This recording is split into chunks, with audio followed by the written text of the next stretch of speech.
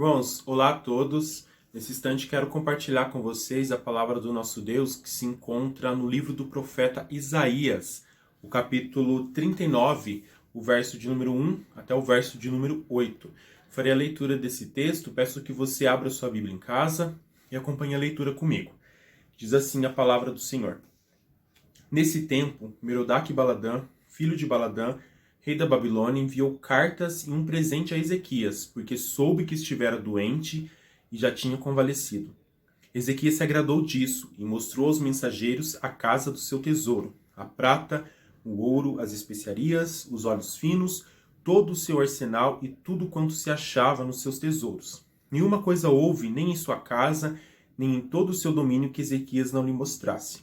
Então Isaías, o profeta, veio ao rei Ezequias e lhe disse: Que foi que aqueles homens disseram e de onde vieram a ti? Respondeu Ezequias: De uma terra longínqua vieram a mim, da Babilônia. Perguntou ele: Que viram em tua casa? Respondeu Ezequias: Viram tudo quanto há em minha casa. Coisa nenhuma há nos meus tesouros que eu não lhes mostrasse. Então disse Isaías a Ezequias: Ouve a palavra do Senhor dos Exércitos. Eis que virão dias em que tudo quanto houver em tua casa, com o que entesouraram teus pais até o dia de hoje, será levado para a Babilônia, não ficará coisa alguma, disse o Senhor. Dos teus próprios filhos que tu gerares tomarão, para que sejam eunucos no palácio do rei da Babilônia. Então disse Ezequias a Isaías: Boa é a palavra do Senhor que disseste, pois pensava, haverá paz e segurança em meus dias. Vamos orar nesse instante? Amado Deus, querido Pai, Senhor, graças nós te rendemos pela leitura da tua palavra e, ó Deus, nós clamamos a ti para que o Senhor fale ao nosso coração através dela. Nos abençoe nesse instante, é isso que pedimos, em nome do Senhor Jesus. Amém. Bom, como está o seu cuidado no que diz respeito ao coronavírus? Está se cuidando direitinho? Está saindo de casa só quando realmente necessário? Está se policiando? Está usando álcool em gel nas mãos? Faço essa pergunta porque já faz um bom tempo que nós estamos vivendo esse momento de pandemia. E uma coisa bem interessante para a gente pensar é que no momento da pandemia, quando tudo começou, todo mundo estava bem vidrado, bem assim, empenhado no que diz respeito aos cuidados. Todo mundo passava álcool em gel na mão, só saía de casa realmente quando era necessário e fazia todo o possível para poder realmente se resguardar, né, no que diz respeito a essa doença. Porém, passou o mês de março, passou o mês de abril, passou o mês de maio, agora a gente está em junho e está quase acabando o mês de junho. E não sei se vocês perceberam, mas no decorrer de todo esse tempo, a gente meio que relaxou um pouquinho no que diz respeito ao nosso cuidado. Não era para sair de casa, depois a gente começou a sair bastante. A gente passava álcool em gel todo dia, daí a gente esqueceu do álcool em gel. A gente saía de casa, voltava para casa, tomava banho, trocava de roupa, e agora a gente meio que não tá nem aí com relação a isso. E daí começou a surgir novamente novos casos, daí a gente começou a ficar meio que preocupado novamente. O fato é que nós, como seres humanos, nós temos o péssimo hábito de fazer realmente isso. De começar uma coisa muito empenhada e relaxar no que diz respeito ao decorrer de toda a situação, seja ela qual for. E isso não é diferente no que diz respeito à nossa vida de fé. Normalmente nós temos o péssimo hábito de não vigiar a nossa vida de fé. E se tem algum momento em que a gente se guarda, se policia e vigia bastante, se esse momento existe, no decorrer do tempo, quando as coisas elas estão mais tranquilas, elas aparentemente parecem não demonstrar nenhum tipo de perigo, a gente relaxa. E é nesse momento que a gente relaxa que normalmente a gente se dá mal na nossa vida de fé. E isso é uma coisa que realmente acontece. Aconteceu em vários momentos, né, na palavra de Deus. Você vai ver exemplos de servos ali que deveriam ter vigiado e não vigiaram. E isso é uma coisa que infelizmente acontece com todos nós. E é algo que aconteceu justamente com o rei Ezequias, no momento em que nós acabamos de ler aqui. Ezequias ele tinha vivido grandes momentos junto com Deus. né? Se você vê a história de Ezequias desde lá do começo, você vai ver que a partir do momento que ele começou a reinar, ele já começou a fazer grandes reformas religiosas, e ele começou a limpar o templo, e fez ali todo o povo realmente se empenhar em caminhar com Deus. Ele realizou uma Páscoa que não tinha sido realizada como a que ele fez, né, há 200 anos, desde Salomão não se realizava uma Páscoa como ele realizou. Ele tirou os altos de Israel, algo que nenhum dos outros bons reis tinham conseguido fazer. Então ele fez coisas extraordinárias. Chegou um momento ali em que ele ficou doente. Se você ler o capítulo 38 de Isaías, o texto antes do que nós lemos, fala da doença dele. E mesmo no momento da doença, Deus foi com ele. E apesar, né, dele estar ali realmente amargurado, desesperado, Deus responde a oração dele e faz um milagre na vida dele. Literalmente faz um milagre. E através desse milagre ele é curado. E Deus promete ele que vai libertar o povo dele da ação da Síria. Então Ezequias está num momento feliz, tanto que quando termina ali o cântico dele lá, que é retratado no capítulo 38 de Isaías, ele termina louvando a Deus no templo, junto com as pessoas que ele ama. Então ele está vivendo assim, um momento muito tranquilo, muito bom no que diz respeito à caminhada cristã dele. E aí nesse momento que surge a tentação. E Ezequias, então, ele, ao ser tentado, a gente vê que ele cai em tentação, ele peca. Eu quero, então, que nós olhemos para esse texto, né, de Isaías 39, a gente tire algumas lições para a nossa vida. A gente vai pensar um pouquinho a respeito da tentação do rei Ezequias e vamos entender o que a gente pode aprender com relação a esse momento específico da vida desse servo do nosso Deus. Então, hoje, nós vamos falar a respeito da tentação de Ezequias. Eu quero pensar a respeito dessa tentação, pensar três coisas. Primeira coisa que eu quero colocar aqui para os irmãos é como Ezequias ele foi tentado. Se você ler o verso de número 1 e o verso de número 2, vai estar falando a respeito disso. O texto começa falando que no tempo da cura de Ezequias, o Merodach-Baladã, que era o rei da Babilônia, ele ficou sabendo, né, dessa cura e ele foi até ele mandou cartas, mandou presentes e começou a entrar em contato para poder ir até o rei Ezequias. A Babilônia era um povo que era muito fascinado no que diz respeito aos fenômenos astronômicos. É um povo que deuses deles eram o sol, eram a lua, e Deus ele tinha feito um milagre no tempo para dar mais tempo de vida para Ezequias. E fez ali o relógio lá de Acaz, a sombra do relógio de Acaz retornar. Isso era algo que intrigou realmente o povo da Babilônia. E o povo foi para lá, né? Se você ler 2 Crônicas 32, o verso 31, ele relata esse detalhe, que o rei da Babilônia entrou em contato com Ezequias por causa desse milagre. Provavelmente, esse milagre foi usado como pretexto para ele poder trabalhar uma outra questão, né, mais ligada à questão política com Ezequias, do que simplesmente ser só uma curiosidade com relação ao milagre. Né? O intuito dele era realmente ter uma conversa política.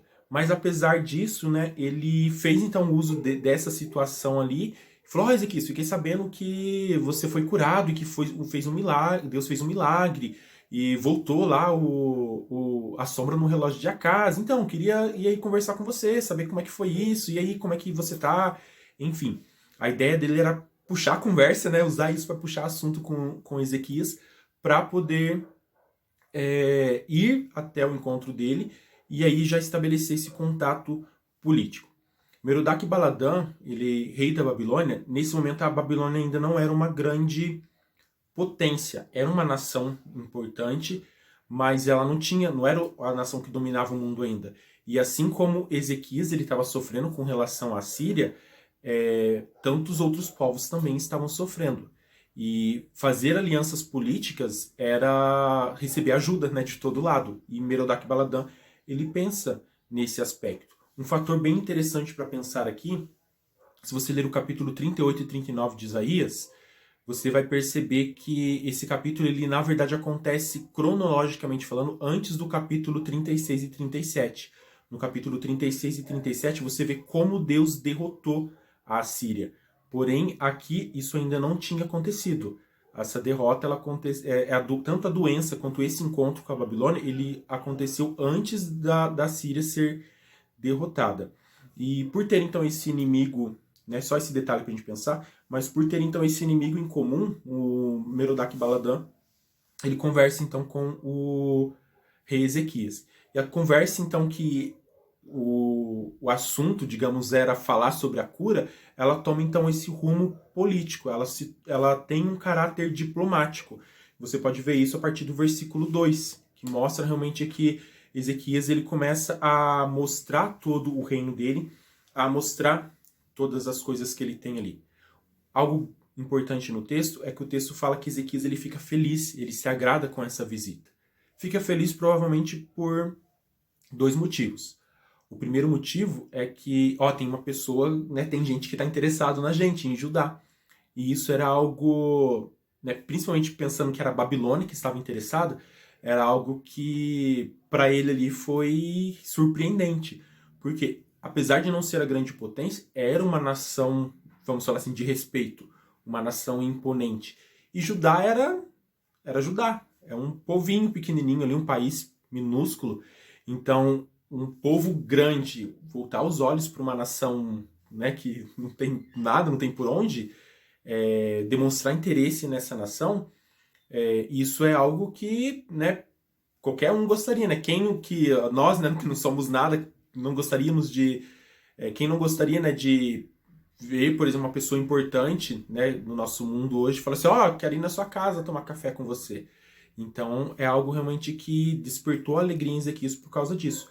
Mas despertou também a alegria justamente por causa dessa possibilidade dessa aliança. Ezequias ele começa realmente a pensar nisso, a alimentar esse desejo de fazer essa aliança. Por isso ele mostra tudo no seu reino. Essa visita de Merodach-Baladan, ela seduz o rei Ezequias, porque o coração dele, ele se torna orgulhoso na hora que ele recebe, né, esse povo. Ele tem um país tão pequenininho e está sofrendo ali o eminente ataque da Síria, que é uma grande potência, mas ali se fosse uma luta de ego, Ezequias ele vencia a Síria, porque o ego dele ficou maior do que a própria Síria. E ele realmente se deixa levar pelo orgulho. A palavra que aparece ali, mostrou, no versículo 2, no hebraico, é literalmente a palavra exibir. Então, Ezequias ele começou a se exibir. Tanto que se você ler os versos, você vai ver que em todo momento ele fala assim, fala o seu tesouro, a sua casa, o seu reino, o seu domínio, enfim, as suas coisas, a sua infantaria, enfim, mostra tudo o que ele tinha. Tudo é falando dele, dele, dele. Algo interessante para a gente pensar é que aqui seria uma oportunidade excelente para Ezequias testemunhar, para ele falar a respeito de Deus, da glória de Deus. Ele podia falar, tá vendo que o meu reino, eu tenho tudo isso graças a Deus, né? Eu tenho isso graças à mão do Senhor. Olha, a gente tem esse tesouro porque Deus ele nos possibilitou a ter tudo isso. A minha casa ela é desse jeito porque Deus, pela graça dele, ele me concedeu tudo isso.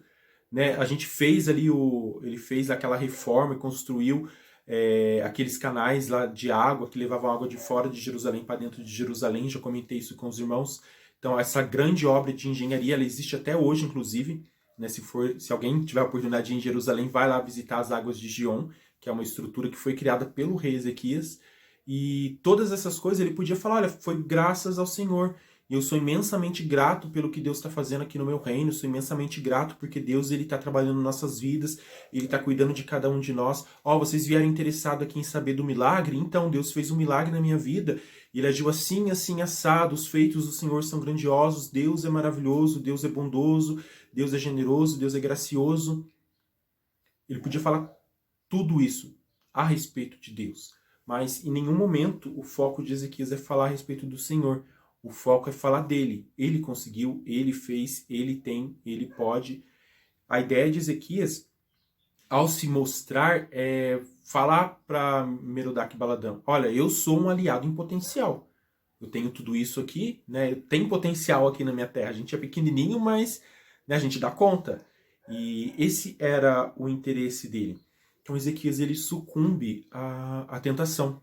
E o coração dele se enche de orgulho, se infla e ele quer realmente se mostrar para conseguir realmente um aliado. Se você ler Tiago, capítulo 1, o verso 14 e 15, ele fala lá que cada um é tentado de acordo com a sua cobiça.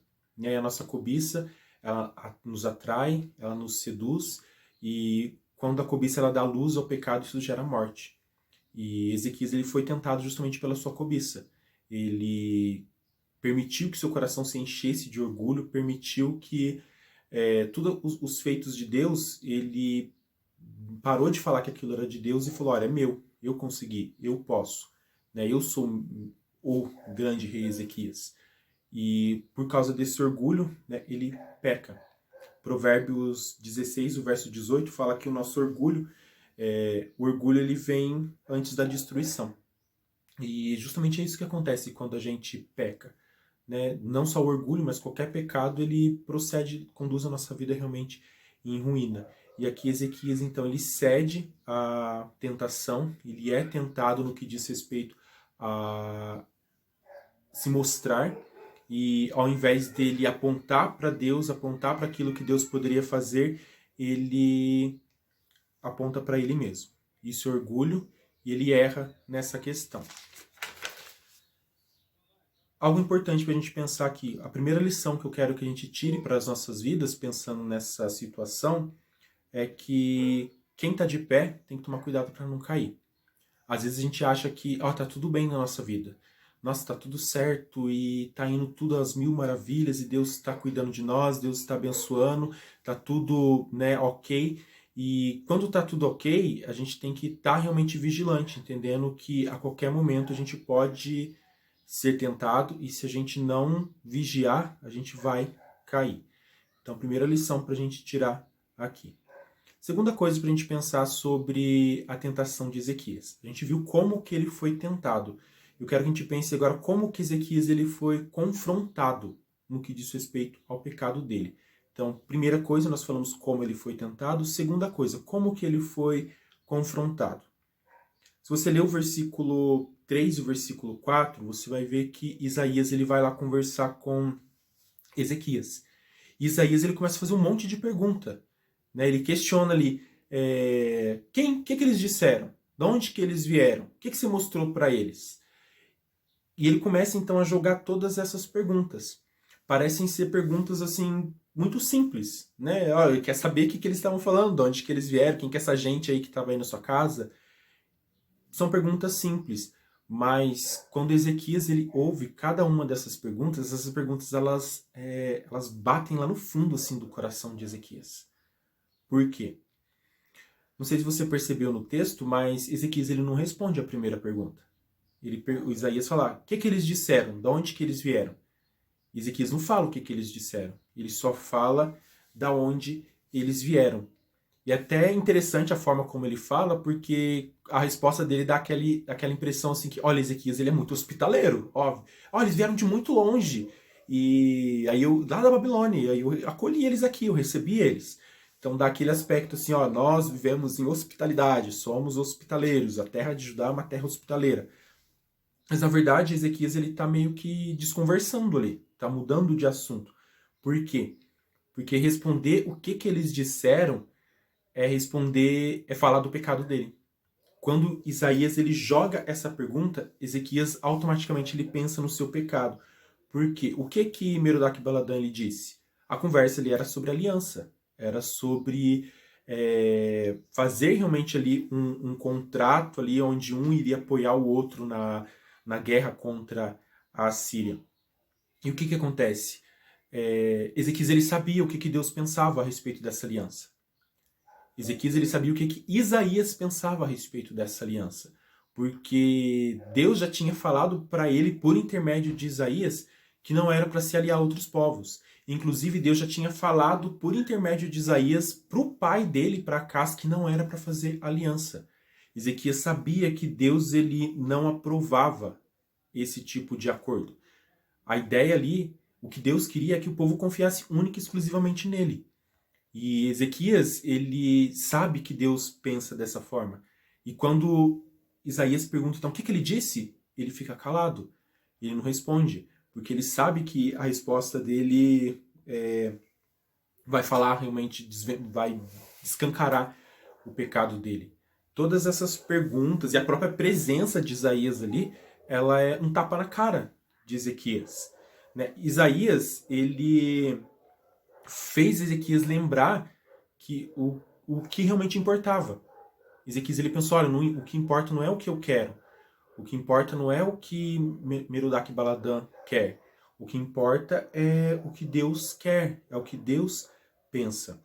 O orgulho de Ezequias, quando ele se exaltou ali, se inflou e começou a mostrar aquilo que ele tinha, os seus bens, a sua casa, tudo isso fez Ezequias ele colocar confiança em Deus de lado. O orgulho de Ezequias, ele cegou Ezequias ao ponto dele deixar a confiança de lado e pensar assim, nossa, uma ajudinha extra não vai fazer mal para ninguém.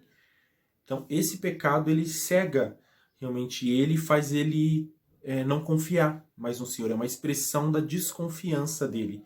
E as palavras de Ezequias, elas repercutem lá no fundo realmente da consciência dele.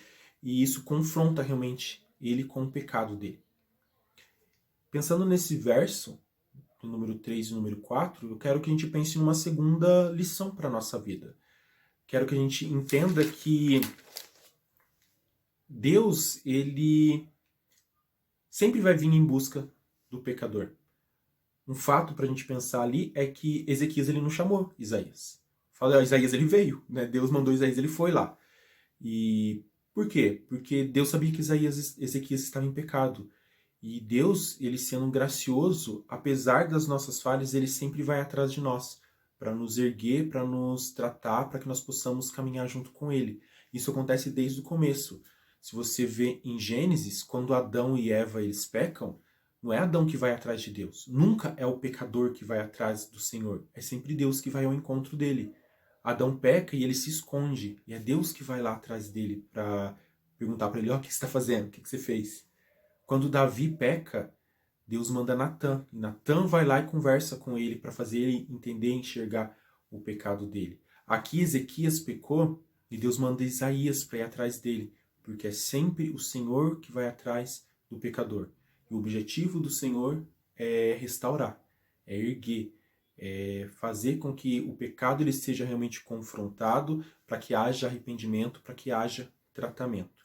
E isso para nós tem que ser motivo de gratidão. E essa é a segunda lição que eu quero que a gente pense aqui.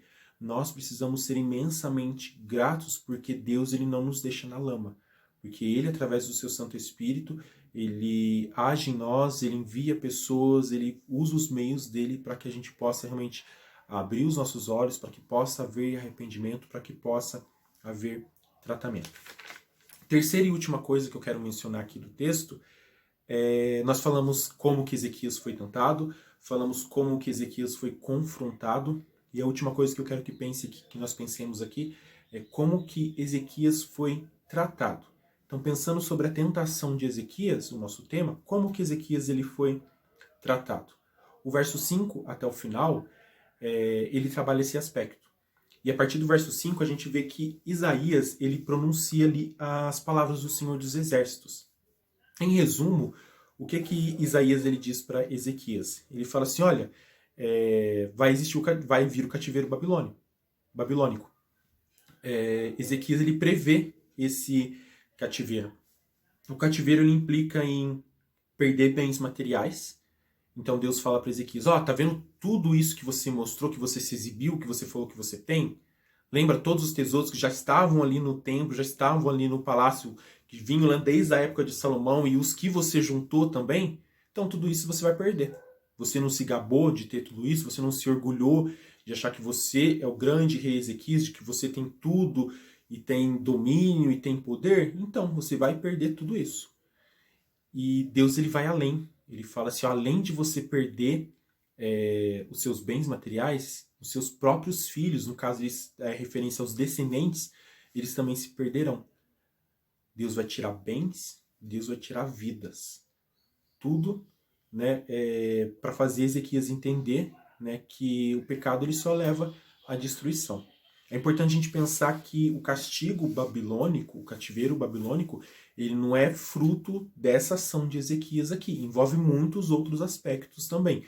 O povo, né, depois da história de Ezequias, vocês podem ler a palavra de Deus, vão ver que por causa de toda a idolatria, da forma como da forma como o povo se distanciou de Deus, tudo isso conduziu ao cativeiro.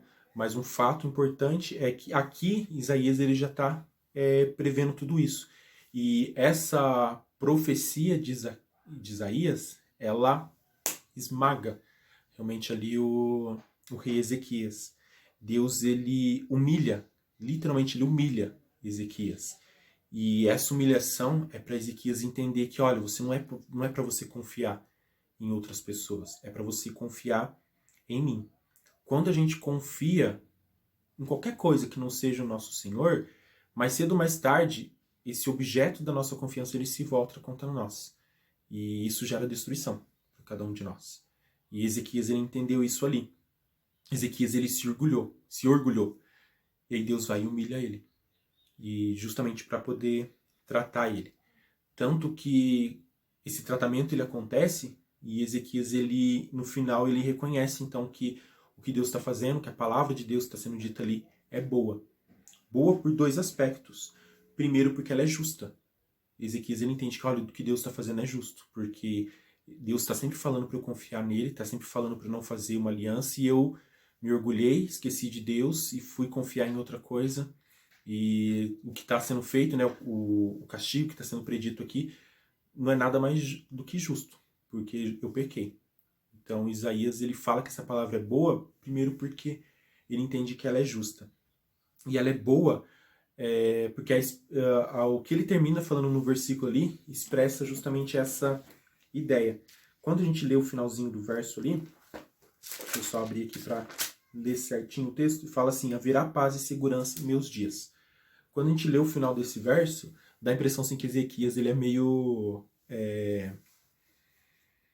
assim, que não tá nem aí pro povo dele. Porque ele fala assim, vai ter paz nos meus dias, né? Tudo bem então, tipo, o pessoal lá do futuro que se lasque, eles que vão estar no cativeiro.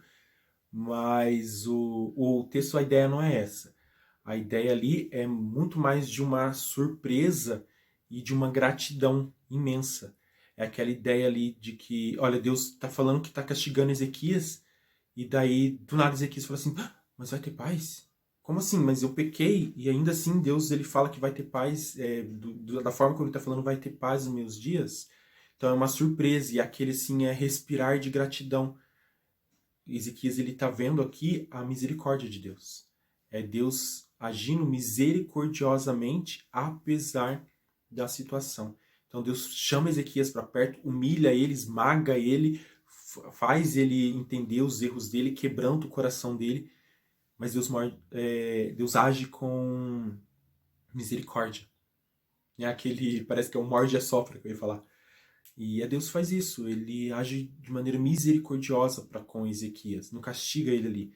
E por isso que ele fala que a palavra de Deus, então, é boa.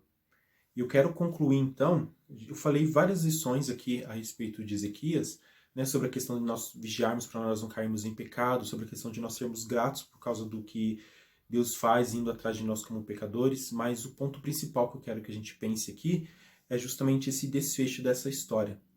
Nós lemos, falei para os irmãos lerem, conferirem o texto de 2 Crônicas 32, 31. É bem interessante que essa história ela está relatada tanto em Isaías 39, como também em 2 Reis 20, do verso 12 a 19, como também em 2 Crônicas 32. Tanto o relato de Isaías quanto o relato de Reis, eles são idênticos, né? São as mesmas palavras que aparecem ali. Mas se você ler o relato em Crônicas, ele aparece alguns detalhes que são bem interessantes para essa história. O livro de Reis e o livro de Isaías, eles parecem que contam a história da ótica do ponto de vista de Isaías e do ponto de vista do rei Ezequias. Mas quando a gente lê o texto lá em 2 Crônicas 32, o verso 31, ele parece nos contar a história do ponto de vista de Deus. E o texto ele diz assim, o 2 Crônicas 32, 31. Contudo, quanto os embaixadores dos príncipes da Babilônia lhe foram enviados para se informarem do prodígio que se dera naquela terra, Deus o desamparou para prová-lo e fazê-lo conhecer tudo o que estava no coração. Deus o desamparou para prová-lo e fazê-lo conhecer tudo o que estava em seu coração. Tudo isso que aconteceu com com Ezequias, era plano do Senhor. Era uma prova do Senhor na vida de Ezequias. E Deus provou ele, não para Deus saber o que tinha no coração dele. O texto não fala isso. Deus ele já sabe o que há no nosso coração. O Antigo Testamento em vários lugares expressa isso. O texto fala que Deus provou para que o próprio Ezequias soubesse o que estava no coração dele. E Deus ele faz isso com cada um de nós também. A Confissão de Fé de Westminster, o capítulo 5, que fala a respeito da providência de Deus, na seção 5, ele tem um texto bem interessante. Eu quero ler ele para os irmãos. Diz assim: o sapientíssimo, justíssimo e graciosíssimo Deus com frequência deixa, por algum tempo, seus próprios filhos à mercê de multiformes tentações e da corrupção dos seus próprios corações, com o fim de castigá-los pelos seus pecados anteriores e levá-los a descobrirem a força oculta da corrupção e fraudulência de seus corações, a fim de serem humilhados e a fim de reanimá-los para a dependência mais íntima e constante do apoio dele, e fazê-los mais vigilantes contra toda e qualquer ocasião futura de pecar, e para vários outros fins justos e santos. Deus, ele, por muitas vezes, ele nos deixa realmente entregues, vamos falar assim, a nós mesmos, e ele faz isso para humilhar a gente, para que a gente possa, como o texto fala ali, né, ser reanimado para depender mais dele e para nos tornar mais vigilantes.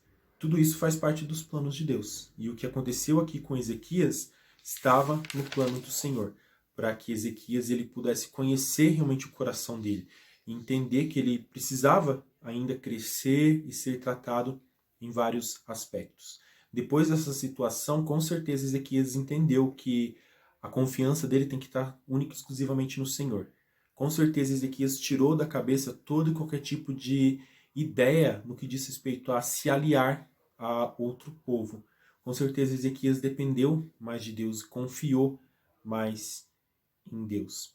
E Deus ele faz a mesma coisa com cada um de nós. Deus ele nos humilha, ele permite que a gente passe por provas, permite que a gente passe realmente por determinadas questões para que a gente possa realmente crescer, estar mais dependente, estar mais próximo dele. Eu comentei com os irmãos que diante dessa pandemia, às vezes a gente é relaxado no nosso cuidado de saúde. E se a gente relaxa no nosso cuidado de saúde, o que dizer então da nossa vida de fé? Mas que nessa nossa caminhada com Cristo, que a gente possa realmente ser totalmente dependente dele. A gente possa entender que não é porque está tudo certo, está tudo bem, que a gente é imune, que a gente não precisa se cuidar. É que o nosso coração ele possa ser realmente vigilante, a gente possa permanecer unido ao Senhor. E se a gente cair, que a gente possa lembrar que Deus ele vem sempre ao nosso encontro. Ele estende a mão para nos erguer. E que, acima de tudo, a gente possa ver que todo e qualquer tipo de situação, Deus ele está agindo. E ele usa tudo para que nós possamos realmente crescer e ser mais dependentes dele. E que Deus ele nos abençoe. Que a gente possa olhar para esse relato de Ezequias e entender que o nosso Deus é um Deus providente. É um Deus que age e o propósito de Deus é sempre fazer a gente crescer, a gente amadurecer, a gente estar mais realmente firmado nele. Que Deus te abençoe, que você possa caminhar sempre junto a ele. Vamos orar nesse instante? Amado Deus, querido Pai, graças a Deus nós te rendemos, porque a tua palavra é poderosa e fala ao nosso coração, e nós clamamos a Deus para que a cada dia o Senhor venha nos tratar, que possamos crescer contigo na dependência do Senhor. É isso que oramos, em nome do Senhor Jesus. Irmãos, pela graça de Deus, nós temos esses relatos maravilhosos, desses reis que buscaram realmente servir ao Senhor, mas algo importante para a gente pensar é que todos eles são apenas sombra do maior de todos os reis, que é o Senhor Jesus. Deus ele humilhou Ezequias, para que Ezequias pudesse caminhar com ele. E Cristo também se humilhou. E Cristo fez tudo isso para que a gente pudesse estar caminhando com o nosso Deus. A gente possa olhar para todos esses exemplos maravilhosos na Bíblia e lembrar que tudo isso aponta para Cristo. E que Cristo seja realmente o nosso referencial para a gente caminhar tranquilo. Deus abençoe e que você possa ter uma semana abençoada, uma semana focando, olhando para Cristo, que é o autor e consumador da nossa fé. Até mais. Se precisar, entre em contato com cada um de nós, com os pastores, com os presbíteros da nossa igreja. Deus abençoe. Até, meus irmãos.